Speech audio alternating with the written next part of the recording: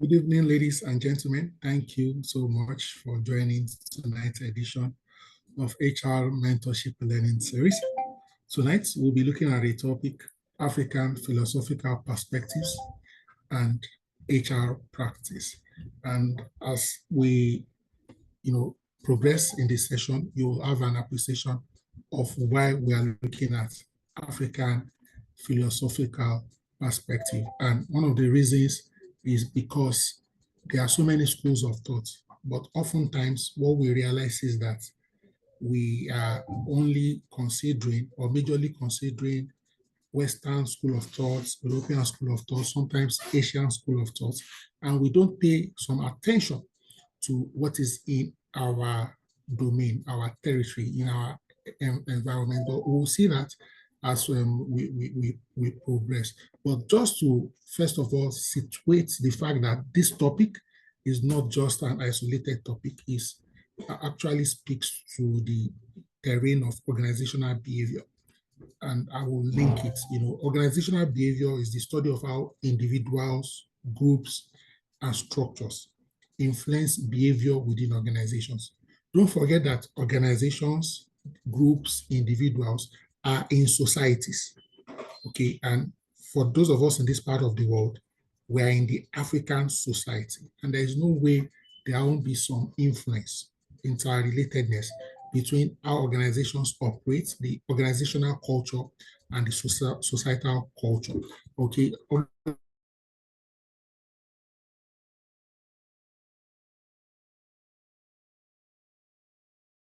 Organizational behavior explores patterns of interaction, communication, and improve both employee well-being and also organizational effectiveness. Organizational behavior draws from disciplines. Okay, so it's what do you call it now? Multidisciplinary in approach and in resourcing, psychology, sociology, even management, to understand and manage human dynamics in the workplace.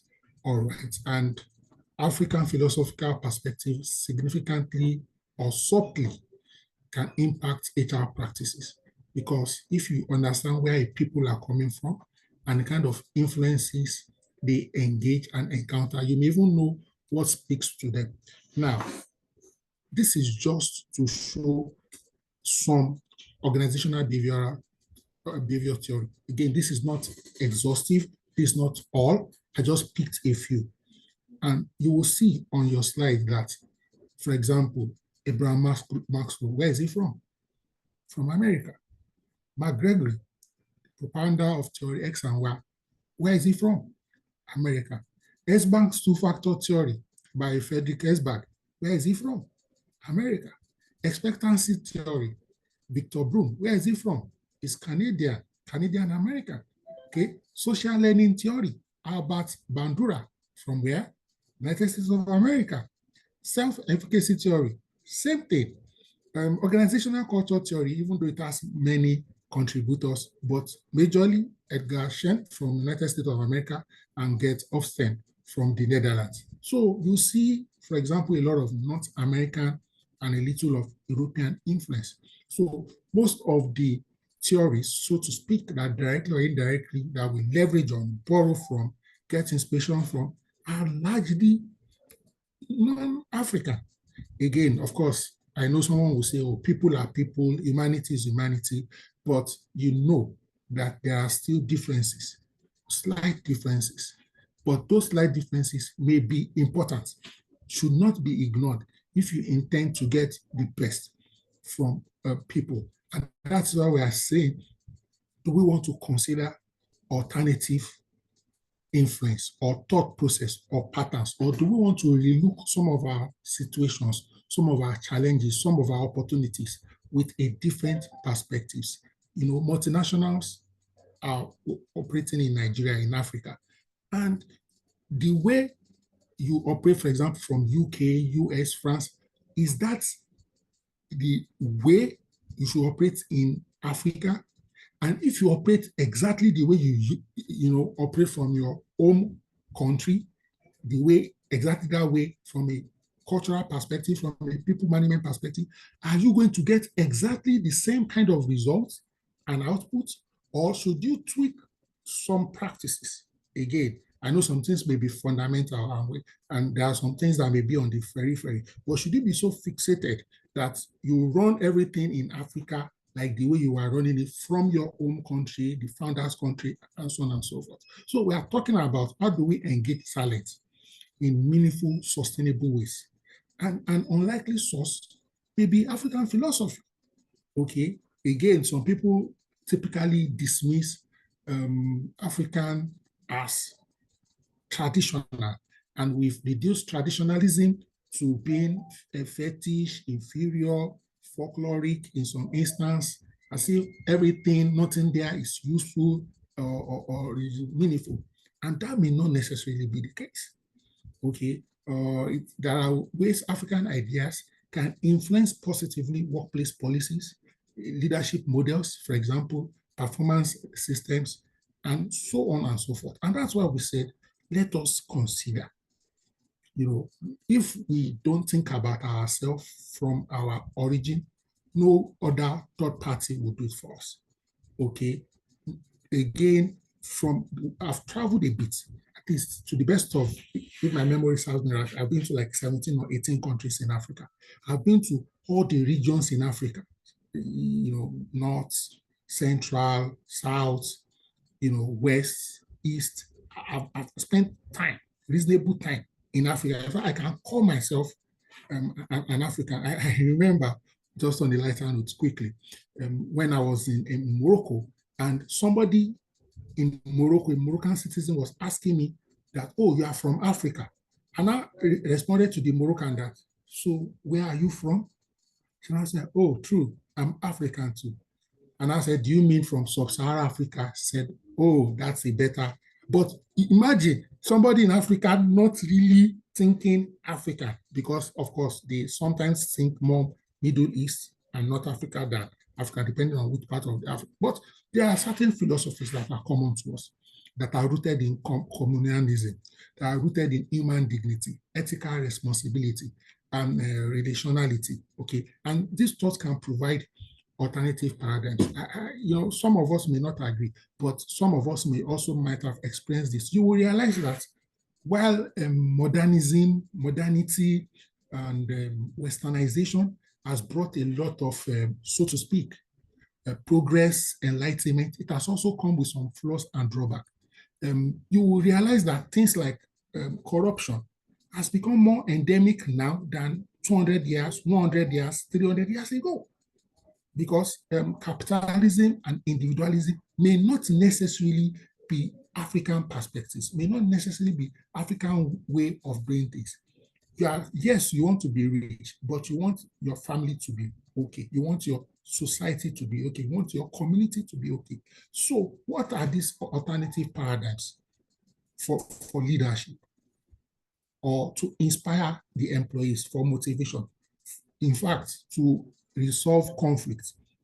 How do we leverage on some of these things subtly, directly, indirectly, to drive employee engagement, so that we can think a little like Africans and see if some of these things can, improve our organization. Ladies and gentlemen, again, we are not discarding Western influences. Let me put it that out. And this is not Africa versus the rest of the world, but we're trying to say there is power, okay, in viewing things from multiple perspectives, okay? And as we grapple, for example, the complexities of contemporary Nigerian or African workplace, we might want to get insight by combining, for example, traditional organizational behaviors with emerging African perspectives, okay? So some scholars, for example, Geik 1997, Biggie Mari 1995 said, we may want to keep ourselves to see organizations in a more holistic way, but also culturally attuned. So if a company is here, is domiciled in Africa, in Nigeria, if, for example, it was set up by African partners, there may be certain things you may not wish away. One of the things we speak about, is one-man business. And one of these days, I'll probably do an expose on one-man business and how to manage it. Because we try to use models that are not like one-man business models, to interrogate one-man business, to critique one-man business, and to judge one-man business. Note, I'm using the term one-man business because it's particularly peculiar, for example, to Nigeria. Abroad, what do they call one-man business? They will call it owner-manager business. But if I say owner-manager business, it doesn't give the kind of sound one-man businesses. So there are concepts, for example, as a community of HR practitioners, that we should develop to explain one-man business, the Nigerian. Now, whether it is very good or bad, those are issues for another day. But at least can we say what are the peculiarities of a Nigerian one-man business? The peculiarities now include the positives, the negatives, and the neutral. So if you want to seek employment in a one-man business, what are the things you should know upfront, ab initio? That's the concept. And we can't wait for an American, an European to come and help us theorize, conceptualize around some of these our realities. Again, it is not to legitimize it and say the bad things about it must stay, but at least can we create windows that will provide thought process. Ladies and gentlemen, as a professional, your thought level must be what? Elevated. You must be open-minded, willing to listen to new insight, sometimes experiment, try things out. What doesn't work, you adjust and you are flexible. Again, as you navigate your career, for example, you keep collecting and shifting between different lenses. Okay, you embrace the kaleidoscope of perspectives. Okay, the path to true insightful organizational analysis and cultural resonant leadership in Nigerian context and beyond.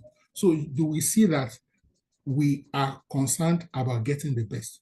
Now, this is, so to speak, like a executive summary from the beginning. Okay, now on these small tables, this small chart, look at the organizational behavioral concepts and then look at the African perspective. So you have generally what we call group dynamics and teamwork. Then in Africa, we have what we call the Ubuntu philosophy. And this we'll see a little more in depth later, but this school of thought is very prominent and predominant from Southern Africa. Note, I didn't say South Africa, I said Southern Africa, the entire stretch of Southern Africa. And the concept is I am because we are. Okay, and that promotes collectivism, team spirit, and mutual support at work. Then you have, for example, leadership and power. How do the Africans, typical Africans, see chieftaincy, communal leadership? How do they see issues like respect for elders and leaders? On a lighter note, but also on a serious note, that's why, for example, in some companies in Nigeria, where, for example, the official company policy is here, we are on a first name basis. When you see the people relate, you will still see that some people in those organizations still say sir to some people, even though the official documented policy is still we are first name basis here. You will ask some of these people that, why are you not calling so and so by first name? Say, that man that is old enough to be my grandfather. Note, that's, so to speak, that's elderly employee, for example, who is 58, that the 24-year-old man or woman is not, so to speak, comfortable calling first name. Is not doing that because of any sanction, but the person has some cultural origin. For example, if the person is Yoruba, Southwest Nigeria, the approach to calling people who are like double your age first name may be slightly different from somebody who is from Southeast Nigeria, who is maybe of Igbo origin. You may be surprised that the Igbo person may find it more comfortable calling an elderly person by name because of their tribal, societal values and virtues. Again, note, we are not talking about right or wrong. We're just saying what is the context in our environment, and how does that context in our environment, how does it impact on our policies, on our culture, on the kind of rules and regulations, and the ease of acceptance and adoption of these rules and regulations. Look at motivation and engagement. In Yoruba, again, we have what's called Omoluabi ethic, character, hard work, and respect. We have conflict resolution, okay, palaver, dialogue, tradition, community-driven reconciliation. We have organizational culture, all right, African communalism, shared identity, and responsibility. So the main thrust of today's conversation is around Ubuntu. That's actually the main thrust. Again, you know, Africa is a big continent, maybe about 50 countries or thereabouts. Even in specific countries, for example, Nigeria, as you move even from one state to the other in the same region, you begin to see differences and dichotomy. I spent 1 year of my beautiful life in Taraba. Taraba alone had 52 ethnic groups and languages. Just Taraba state, one state, 52 ethnic. So it's not easy to say, oh, this is the African, so to speak, philosophy. That's why we are looking out for some of the dominant philosophies, and much more importantly, some that academic literature around organizational behavior, human resources have also identified and highlighted. So they sort of mainstream them, and that's why we are picking some of them. So the Ubuntu concept, okay, speaks largely to human dignity in the workplace. Okay, and it's a term that roughly translates to I am because we are. In other words, the collective first before the individual. Okay, it emphasizes interconnectedness, compassion, mutual respect, and the intrinsic worth of every individual. Again, think about it.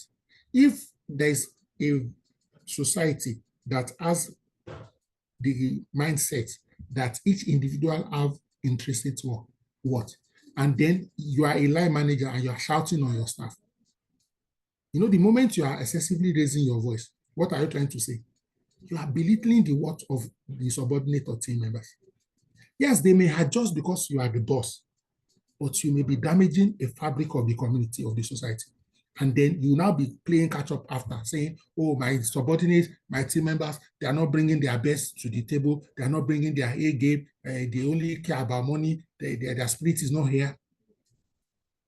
Have you broken some societal fabric unintentionally? So Ubuntu challenges the individualistic approach and assumptions that underline Western theories of organizational behavior. Okay, think of your organization. It is not just a collection of individuals working towards a goal, but as a vibrant web of relationship, interdependencies that shape the experience of outcome of everyone that is involved. Ladies and gentlemen, this is what very, very interesting, because Ubuntu highlights the importance of fostering a sense of belonging, mutual support, and collective responsibility. Okay, and when you think about some of these fundamentals, you will see that implicitly there are workplace implications. I'm sure as we started having this conversation today, or as we started reflecting on the topic, some of this will come to mind. Hopefully, time permitting, if you also have something from your culture, your tribe, your society, your community that you think may have implications for each other, I will encourage us to quickly share, and you can begin to drop them in the chat box. All right. So imagine a leader who embodies Ubuntu principles. They will focus on building strong relationship with and among team members. They will foster a sense of shared purpose, mutual accountability that makes sure everyone feels valued and supported in their work. So, for example, with respect to recruitment and onboarding, okay, you will not just check only or absolutely technical fit, but you also check the candidate's alignment with the community-oriented values. Performance management will not only be developmental, it will not only be punitive, in other words, without the weaklings in the team, but it will emphasize coaching, mentoring, and shared accountability. Don't forget, because Ubuntu already said is already looking at the intrinsic value in every individual. So if you have done a thorough recruitment process, if anybody is lagging behind, you almost think like we are all lagging behind. And as a society, what can we do to help this person lagging behind for our sake? Let me put it in a slightly different context. It's like if you have 4 children and one is lagging behind, maybe you can place your child on PIP, but will you sack that child? You will do almost everything humanly possible. The siblings of that child will do everything humanly possible to get him or her on track. Ubuntu, for us by us, we are together. Again, disciplinary process can prioritize restorative what? Justice and reconciliation rather than just mere punishment or dismissal. With respect to Ubuntu concept at the workplace, you will see that you'll be seeking regular input and feedback from team members, and you'll be involving them in key decisions that affect their work, not just a top-down dishing out instructions. You get buy-in more consciously, more often. You also prioritize the well-being and development of what? Of your employees, providing opportunities for growth and advancement. You will encourage open communication, active listening, constructive dialogue to resolve what? Conflict. And then you try to work on consensus. You model humility, empathy, and a willingness to learn from others, rather than relying on what?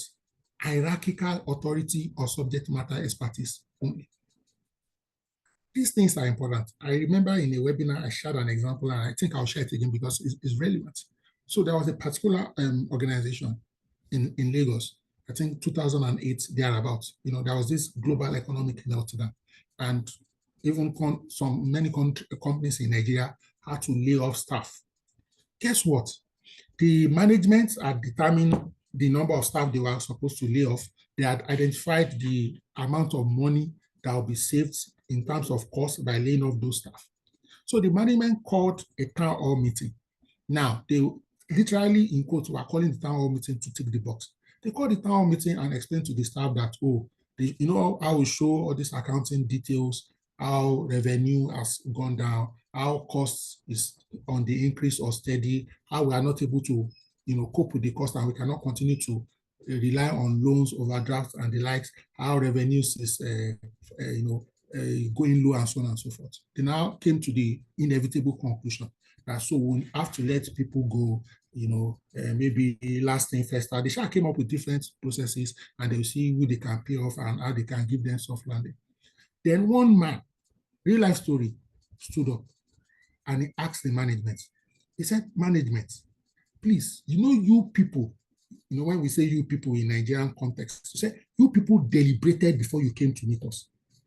And you're just sharing this information to us. Can you give us 1 hour? We too, as a people, as your employees, we want to deliberate. Come back in 1 hour. Then a management that has deliberated will now engage with a set of employees that have deliberated. Guess what happened? The deliberation did not last more than 30 minutes before they sent for management that they should come back. In their deliberation, the employees agreed unanimously that, look, so for each of this conversation, let's assume there are 100 employees, and let's assume that the company was spending 50 million naira on salaries every month, and the company wanted to sack maybe like 40 employees so that the wage bill will now become, say, 30 million every month. They now say, look, we have resolved. Shebi is cost you want to reduce. You want to reduce wage bill from 50 million to 30 million. Don't worry, don't sack anybody. Just reduce our salary by maybe 40% each. And we will be in that cost threshold, and nobody here will lose their job. One, the management did not see the employees coming with that suggestion. Two, they were surprised that people could willingly take a job, a pay cut. Guess what? That's Ubuntu. They felt like, even though some of them knew that no matter how they lay people off, their roles are so critical, or they have so much influence and expertise, they will survive. But the question is, if they retain their job, will you be happy that your colleague that you've worked together for 12 years has lost his or her own job? If the children of those colleagues that have almost become your children can't go to school, will your own joy be full? Guess what? The organization, the management agreed. Cut the long story short, by 2010, things have gone back to normal, things are stabilized. Not only did the company now pay everybody the arrears, that's 40% cut. The company became more buoyant. They were able to pay all the arrears, and then people even got promotion and raises and the likes. You know why? When other companies' competition started laying off, even the people that they were not going to sack, everybody started panicking. So the people that were left were working with two minds. They were depressed. But this other organization the tempo was high. Everybody started saying, we've cut costs, so let's do carpooling. How can we support each other? Oh, my house is close to the island. You can move with me Monday to Friday. Friday, you go on back to Ikorodu. They started supporting each other. They were working together as a cohesive unit. Ladies and gentlemen, I just share that example so that you can see that there are alternative thoughts, patterns, and processes to doing things. Okay. And so that's Ubuntu, emphasizing the importance of social responsibility, community engagement, and aligning organizational goals with the needs and aspiration of the wider society. The company does not exist in isolation. In addition to the legislations, the laws of the land, there are also subtle societal expectations. Of course, all theories, just like the theory X and Y's of this world, have criticisms, have limitations, have constraints. Our own in African concepts too are not without flaws. Ubuntu is not a magic bullet.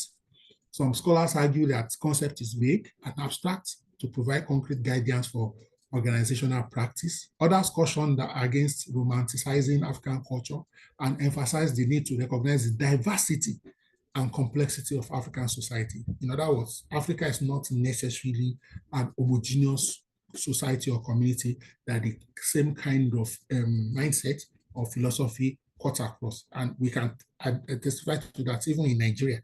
Even when you go to your geopolitical zone, then you will now realize that Delta and Ebonyi have differences. Even though to somebody from Oyo State, you may think Delta and Ebonyi are both in the same geopolitical zone and assume, you see, we are not as, and that's why I cited the example of even Taraba State, one state that had 52 languages.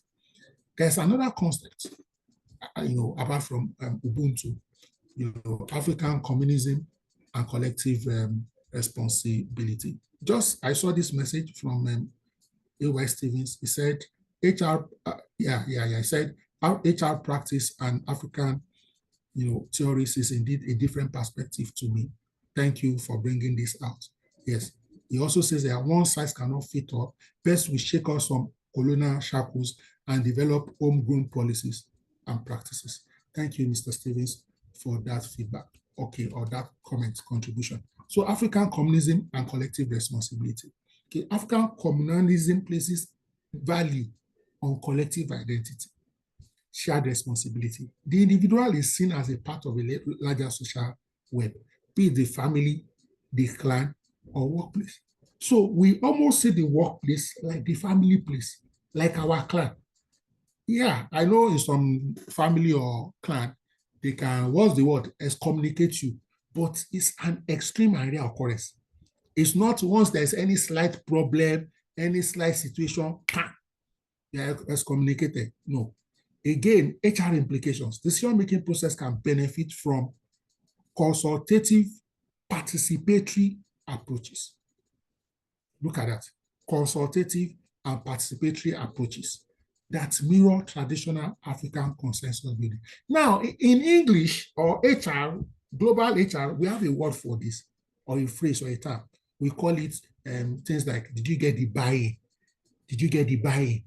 But how do you get the buy-in? Do you just get the buy-in by calling the team together and showing them PowerPoint presentation, telling them what you have already planned to do, that they cannot influence, that they cannot modify, they cannot change?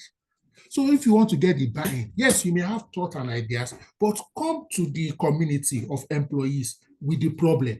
Come to the community of employees with the opportunity, and then even get their buy-in in the solutioning, in how to exploit the opportunity, in how to mitigate the risk, in how to resolve the challenges. You may be shocked that there may be cheaper alternatives, more effective alternatives, more impactful alternatives that you may not consider. Teamwork should be fostered as what? A core value with incentives tied to group performance, such as individual achievements. Again, if you check, due to some Western countries, their affiliation to capitalism, I don't know, I think we should be able to relate. Do you notice that in the average company organization, when they pay bonuses, it's mixed feeling? What do I mean? Some people are extremely happy because they got the bonus, and some people are very sad. In fact, go and check. in many companies, after bonus payment, especially at the end of the year or first quarter later, you will see people start dusting their CVs and people start moving away. You will now start hearing, maybe if you have staff canteen or a staff boss, or if you just hear people corridor talk, you now hear people saying, is it only treasury that did all the work that gave them all the profits? I'm mentioning treasury as a department. Or is it only the salespeople that did all the work? Do you understand? Because from the African perspective, back office and front office are the same family. There is little difference between support staff and core staff. If the core staff doesn't have support, they will probably not flourish. So when you now tie in, so you want to think about your performance management framework. You also want to think about your compensation framework. So question is 100% of your bonus due to your individual achievements? Or do you want to have a portion that is based on the organization as a whole, the team, that as long as you are in the team, you will get something. Then because you did extra as an individual, you will get something. So the way you come up with your bonus structure, your incentive structure, your performance structure is if you are thinking of individualism or collectiveness, it will differ. So again, it's not like the ratio, you may now say, okay, instead of 10% of a team, let the team now be 40%, or let it be 30%, if you reflect deeply. And you will see how, if you put a little more focus on the team aspect of performance and the team aspect on reward management, you will see how it will add to the bottom line and top line of the organization. Very quickly, third area, which is Omoluabi, Yoruba, okay, concept, and it simply means good character.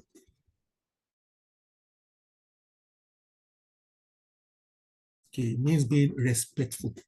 It reflects a deeper cultural emphasis on ethical conduct. Today, many organizations, if you check their core value, you see integrity. A true Omoluabi will not steal, will not take what doesn't belong to them. If you see money on the floor or something, you give it to the law enforcement to identify the rightful owner. Again, an Omoluabi-inspired approach to management look for starters. As a leader, you set the right tone for your team.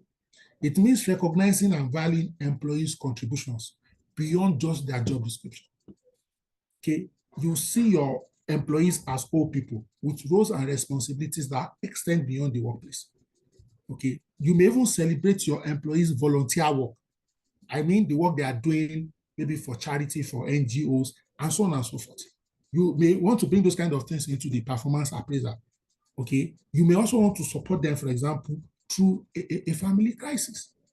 Ladies and gentlemen, recruitment criteria can be expanded to include assessment of character, not just competence, drawing from references within the community or power networks. That's why you see for some job roles in some organizations, when they want to give, they will say, go and collect a letter from your village, from your traditional ruler. Why? They want to see how connected you are with your society. Leadership development programs could include ethics and cultural values, training grounded in African, indigenous, and moral traditions. HR policies, for example, will reinforce codes of conduct, institutional integrity, using culturally resonant symbols and stories to communicate expectations. On the lighter note, even though it's also serious, you will realize that, and I'm saying this in an intellectual context and respectfully, that when you tell the typical African man, Nigerian man, or a Yoruba man to swear with any of the holy books versus you say swear with Ogun, you will see how they will quickly prefer to swear with any of the holy books than to swear with Ogun. Something then tells them that if they take an oath without Ogun, that karma can catch up with them slightly faster. Is a mental mindset, is a mode. Again, you want to model the behavior and values you want to see in your team. You want to create a culture of respect, where everyone's contributions are valued. So even when people are contributing at the workplace, in quotes, even if they are saying rubbish, at least you let them land. You can say, okay, thank you for that contribution. We'll pack that idea. We'll come back to it later. without trying to make them feel inferior, foolish, or stupid. We want to recognize and reward employees' community involvement and good character and behavior. We want to foster accountability and transparency in decision making. We want to encourage strong work ethic and a sense of pride in one's work. You know, sometimes some of the things from, so to speak, some of the Western philosophies, you will hear statements like, oh, it's only the results that matter. The effort doesn't matter. From the African perspective, both the effort and the result matter. Because if somebody in the short run is putting in the effort and the result has not yet emerged, and you don't recognize the effort, what will happen? They will give up prematurely, or they will now start thinking of shortcuts, non-sustainable means to get the result, just because you're now saying the end justifies the means. In Africa, we won't say the end justifies the means. If the means is faulty and the end is good, we will not be completely satisfied. Again, criticism and limitation, when you look at it with a critical eye, there is also a risk of Omoloabi principles being used superficially as a PR tool, public relations tool, rather than a genuine commitment to ethical behavior. Okay, in today's fast-paced, global connected business, one might question whether Omoloabi's community-centric focus is practical or relevant. Can an organization survive and thrive while prioritizing local community values in a hyper-competitive global market space? And these are valid concerns. Okay, so some other things that we see generally across Africa. Okay, respect for eldership and hierarchical dynamics. I already mentioned earlier the case of first name basis, which I personally have no issues with. Call me name, call me whatever, call me my title, don't call me my title. It's oblivious. Okay, to me, it doesn't matter. But you cannot assume that it doesn't matter to everybody, because some of your colleagues are more culturally attuned and in tune than each other. Okay, I'm looking at some of the comments here. Someone says, Shula says, it's the first time I'm hearing this. It seems very well. Can decisions really be made from the ground up? Depends on how you place these situations, the issues on ground. And you can guide and frame responses that even if you don't take some or all of their inputs, they will know they were genuinely consulted, because in the process of not taking all their inputs, you will provide maybe data, facts, information, and you will enrich their knowledge. So it's not just that you are vetoing because you are the boss. Oluchi says here, some African organizations do not appreciate effort anymore. They don't even just care, as if it doesn't count. They will say it doesn't matter whether you come to work or you don't come to work. All right. HR policies should find a culturally respectful balance between promoting merit-based advancement and honoring experience and seniority. You know, in some organizations I've been to, I see, even though it's not HR that did it. So, because in some instances, some people felt that they were uncomfortable calling certain senior and elderly people by first name. Again, I'm using it as an example. I'm not trying to say I don't have issues with first name or no first. They now started calling them by their titles. So maybe CFO, CEO. Meanwhile, if you go to, say, Europe, UK, US, where this first name basis came from, check their domestic life. Note their domestic societal life is already first name basis. So there's no dichotomy between their domestic social life and their office life. But check our own domestic social life. Again, I know there are some cultures and tribes that are first name.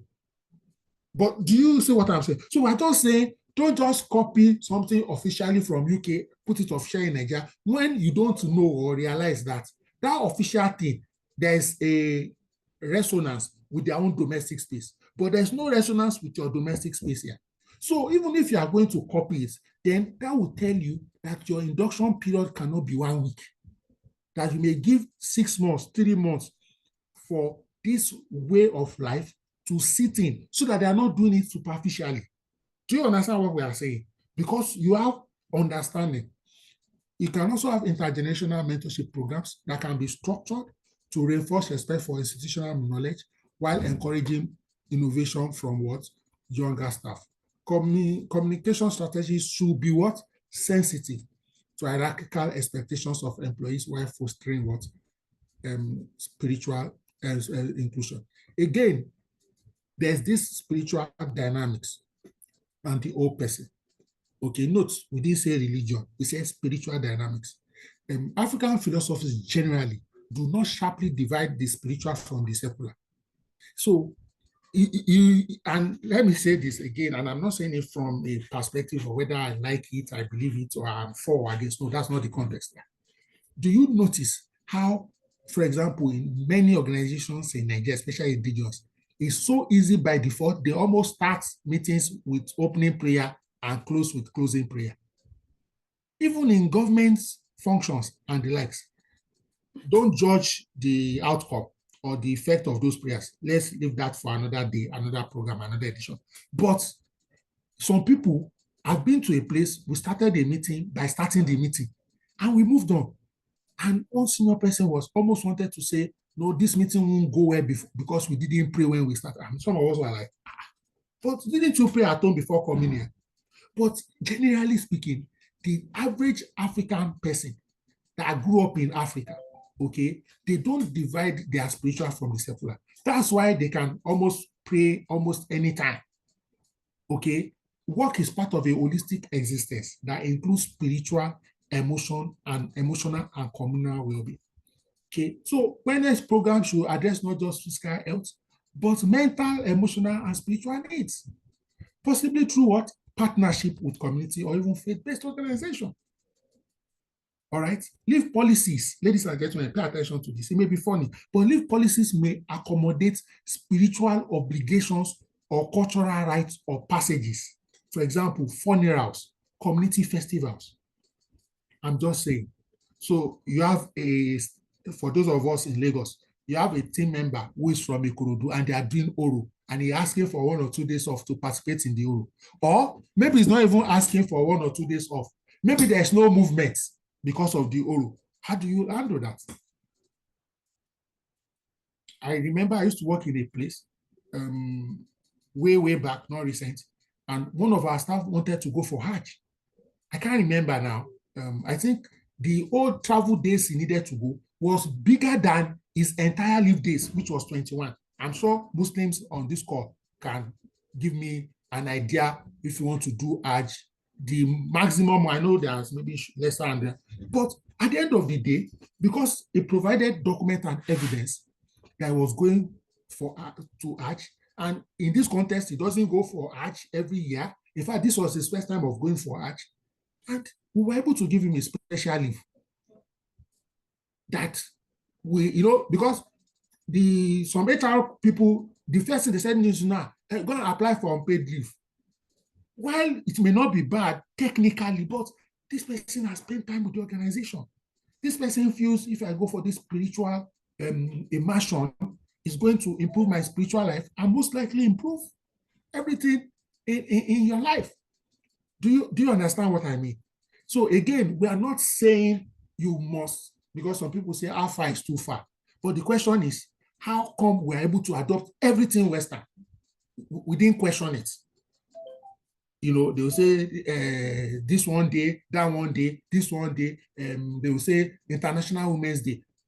Please, I'm saying this with due respect. What is African about International Women's Day? We took it. You will hear International Men's Day. We took it. But when you hear something that is local indigenous, they say Oro. You say, Do you understand? So just last week, a friend of mine, HR, called me. The boss, a Lebanese, sacked a driver. Why? The driver went for the funeral of, so in their community, somewhere in Anambra or somewhere in the east. So it's not a general Igbo community practice, but there are certain rights they have to perform. And this is a person that has been driving for 8 years. His father or mother doesn't die every day. Couldn't we make a special consideration for this person? And this is one of the reasons why I'm just bringing it up, that spirituality and the old person approach. Note, I didn't use the word religion, okay? And of course, it's okay. Leave for religious purpose is obtainable in public service, You know, in some states, for example, in Lagos State, they did the Ishishe Day, which is a day for all the traditional religions who claim that when you do Christmas is for Christians, when you do, what do you call it, Millet and the likes is for Muslims. Do you know that some of the Christian holidays we take in Nigeria, they don't take it abroad? For example, in a country like Canada, they don't take both Good Friday and Good Monday as public holiday. It's one day. If you take Good Friday, Easter Monday, you are coming to work. And if you take Easter Monday, Good Friday, you are coming to work. Do you know that some of the Muslim holidays we take in Nigeria, they don't take it in Saudi Arabia?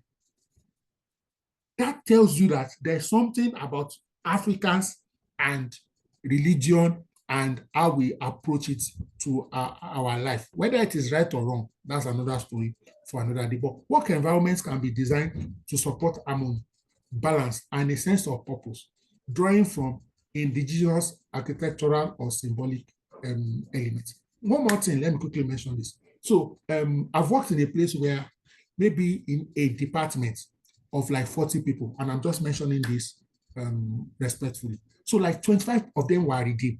Then what happens, you see that when everybody is trying to pick the leave calendar for the year, for example, this is it August that they do Holy Ghost Convention, all of them will just want to take leave. And you know, when you're trying to tell people that, look, let's discuss among each other mutually, let's spread our leave days, you just be seeing that there's one cluster of time. Now wonder if you're oblivious of what's happening. You now say, oh, it's because of this. Then you begin to rotate it. If you took leave first or second week in August last year, this year, you cannot take leave during that window. Let other people who didn't go last year. Do you understand? So these are things that are subtle, but can impact on the team.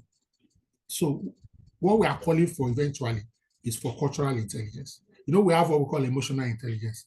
We have what we call political intelligence, you know, our IQ. We should also be culturally intelligent. And part of being culturally intelligent is being aware, having information. Some people, anything outside your own area, you know zero about it. In fact, the only thing you know about maybe other religions or other tribes are the bad things. You don't know any good thing. No, that's not being culturally intelligent. You know, I was working somewhere and, you know, is it Dawa? You know, I don't know if anybody has worked in an organization where there were Indians. You need to see how they decorated the office. On that, maybe the Indian, then if you have worked with Chinese people too, their own New Year Day. If you have worked with Ethiopia, their calendar is different from Gregorian. Some people think there is only one calendar in the world. They don't know that there are different kinds of calendars in the world. So it requires HR practitioners to develop deep cultural and contextual sensitivity. I'll take a breather on that. 10 seconds. Cultural intelligence and what? Contextual sensitivity. Again, we have not said drop your own belief and adopt or embrace another person's belief. But at least you must be able to listen. You must be able to get and sense and feel why whatever that thing is important to that person or to those people. And if you are, for example, operating pan-Nigeria, and I'll put this to us, for most of us here who operate organizations pan-Nigeria, how many of us open in the East on Mondays? Please, can you show me the federal government's requirement that said we shouldn't open on Monday? But somehow, all of us adjusted to not opening on Mondays. Why? Because Yawa feed day. But that kind of Yawa or that kind of dangerous outcomes, there are subtle dangerous outcomes that we're also ignoring. And such that some of them, if we make some accommodation for them, it will not affect our bottom line negatively. Rather, it will boost inclusion. It will boost inclusivity and drive employee morals. Okay, so you may want to train. So when you are sending people to regions, maybe you are posting a line manager, maybe a sales manager from Southwest, you are posting him to North Central. Don't just think all he needs to succeed is his sales competencies. Please, can you tell him about the people in that region, the religion in that region, how they operate in that region, so that he will know what to do, he will know the kind of jokes to make, the kind of comments not to make, how to dress. Ladies and gentlemen, I'll give you one example of an industry that is very sensitive, the advertising sector. I hope you know that some billboards you see in Lagos, you will never see it in Kano. Go and verify. I'll say it again. Some pictures that you see on some billboards in Lagos, Nigeria, you will see it even in billboards in Onitsha. Go to Jigawa, you will see the same brand. The picture you will see there, you will have never seen it in Lagos before. That is what? Because what is your focus? Your focus is you want to sell your products. You don't want to cause unnecessary fracas. Cross-cultural management strategy should be acknowledged. Local traditions while integrating universal HR practice. Organizations operating in Africa, especially multinational, should avoid a one-size-fits-all approach and instead localize their HR strategies. Okay? Public administration context, some of these things have value that we can embrace even in the civil service. And you will see how they sometimes there's this solidarity, show of support. Maybe somebody is getting married, somebody lost his parents. You see almost the whole office in quotes closing to go and felicitate or to go and mourn. And in private sector, like, why are you closing office? But for them, this is our colleague that lost his mother or our father or our son, and they will show, and there are certain values around it. Ladies and gentlemen, increased employee motivation, improved collaboration, enhanced leadership. So this on a lighter note, I stumbled on this on one of our group chats. A few people also shared it with me after they are seeing the flyer for today's program. So this is not originally in my programming or in my slide, but I just said out of humor and also out of respect, let me show this. And this is very specific. So this is not my thought or idea. It wasn't part of the script originally. And the concept here, they said in Yoruba belief, Eshu is the Orisha, most closely aligned with the role of an HR professional. But there are others with relevant traits depending on the HR function. Eshu, the divine messenger, master of choices, ethics, and accountability. Like HR, Eshu enforces balance, communicates between parties, and ensures actions have consequences. In other words, when you do something bad, you get smacked. That's Eshu, punishment, repercussion. They also said that Obatala symbolizes fairness, wisdom, peaceful conflict resolution, reflects the role of HR in mediation, policy formulation, and equity. Ogun, okay, patron of tools, okay, iron, tools, labor, and structure. Ogun aligns with HR's involvement in work ethics, discipline, workplace systems. Orunmila Ifa, okay, the keeper of knowledge and foresight, relates to strategic HR succession planning, talent development. In essence, modern HR's profession is a blend of issues, communication, communicator enforcer role, Obatala's fairness, Ogun's structure, and Orumila's insight.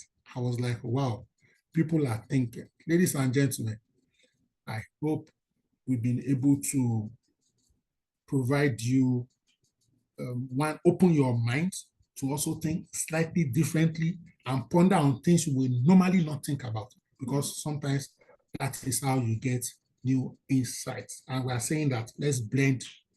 We are not throwing away or dispensing away with contemporary models, but let's blend it with traditional insight. And that insight can come from your family, can come from your tribe, it can come from some of the countries you have lived, some of the cities and villages you have lived. Okay, ladies and gentlemen, I like to draw the curtains there. And you know how we do it at the end of sessions like this. So maybe you have, so this is not necessarily a question, if you have a question, I love this topic, I'll try my best. But if you have maybe a story, an insight, an experience, something that you just want to share, if you raise your hands, ladies and gentlemen, I will acknowledge you so that you can share your thoughts. I'm also going through the chat box. Yes. All right. Thank you so much, David. It says Diwali is the Indian celebration. Okay. So, for example, you are HR, I have many Indians. So you budget for the year, but you budget for Christmas decoration, but you don't budget for Diwali celebration. How will those 12 Indians feel? Because in their own mind, the way you like Christmas is the way they like Diwali too. Thank you so much. Thank you so much for all your encomiums and accolades. Thank you so much. Yes, any question or contribution quickly, or you want to just share perspective or something that we don't typically consider that directly or indirectly may have impact on our conversation. All right. Thank you so much. It has been great having this session, this conversation with us. Hopefully, oh, at last, said this is unnatural not to have somebody want to say something. All right. Power Kalito, you have the floor, please.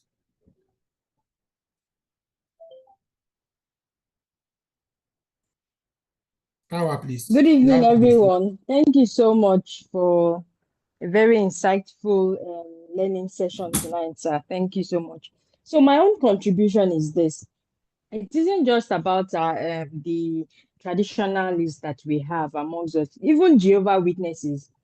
In my own organization, I had a Jehovah Witness, and yes, we do birthday celebration in a very big way. But when the guy resumed, he told me, I belong to this denomination and I had to just respect his religious beliefs.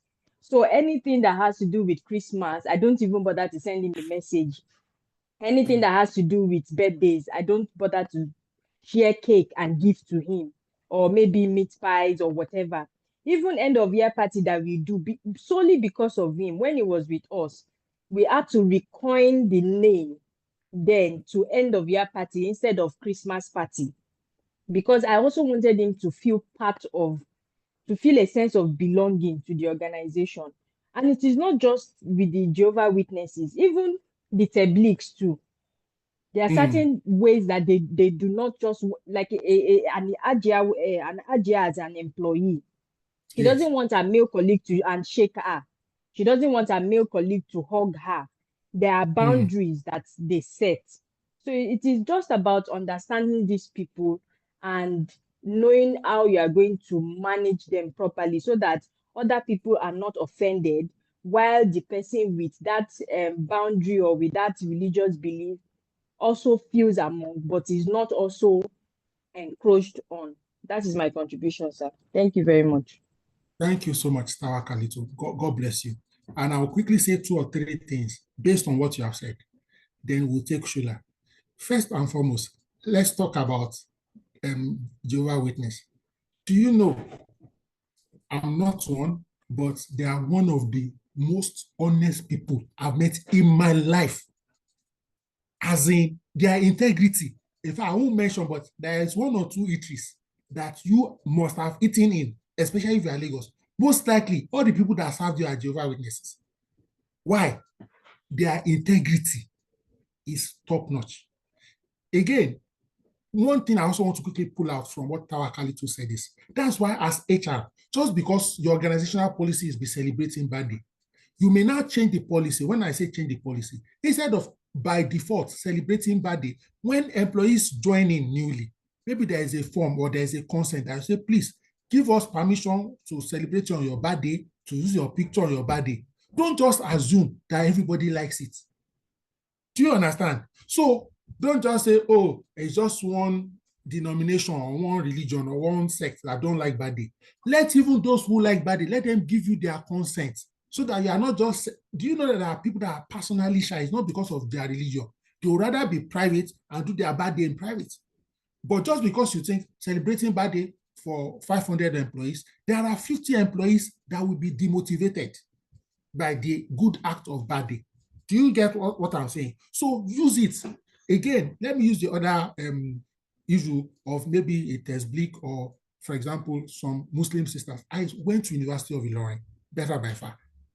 In my 100 level, we were 8 in the room, 4 Muslim, 4 Christians. I went to Ulimo and things like that. But do you know that as HR, sometimes when you have certain people like that, if you have control over office allocation or how you cluster staff, you may cluster maybe those people together in some instances, subtly, it won't be obvious, so that you will help them minimize unnecessary body thoughts and so on and so forth. Again, we are not saying it should be at the expense of the organization, but they are simple, that person will know that you made this sitting arrangement because of me, and they will value you the more, and they will put in their best.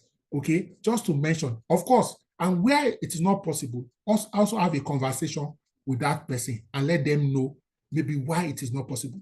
At least you have, that's engagement. Shula, please, you have the floor. Okay, good evening, Dr. Liami. Thank you so much for this session. it reminded me of something. So, like in our organizations, our bosses would always say, know the culture of your clients and do things for them on their. Now, funny enough, yeah, we are expected to do these things for our clients, but we never really realize the importance of doing them for our staff, because the same staff we are doing them for are the same people that will still go ahead to do those things for our clients. So it really starts with us, and I like the fact that you pointed it out here.